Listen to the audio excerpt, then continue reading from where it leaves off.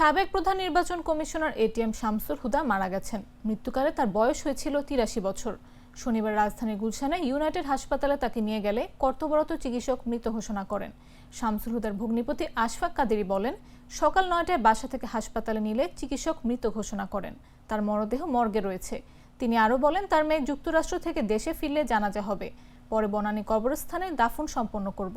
২০০৭ সালে ফখরুদ্দিন আহমদ নেতৃত্বাধীন তত্ত্বাবধায়ক সরকারের সময় এটিএম শামসুল হুদা প্রধান নির্বাচন কমিশনারের দায়িত্ব নেন। তিনি কাজ করেন ২০১২ সাল পর্যন্ত। ভোটের আগে সেনাবাহিনীর তত্ত্বাবধানের ছবি সহ ভোটার তালিকা প্রণয়ন হয় এই কমিশনের সময়। সংলাপ করে নির্বাচনী আইন সংস্কার করা হয়। চালু হয় রাজনৈতিক দলের নিবন্ধনের নিয়ম ও ইভিএম। ২০০৮ সালের ২৯ ডিসেম্বর নবম সংসদ নির্বাচন করে শামসুল হুদা কমিশন।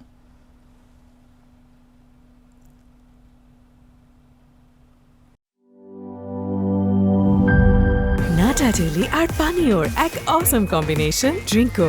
চিল থাকতে চান? ড্রিঙ্কো চাবান।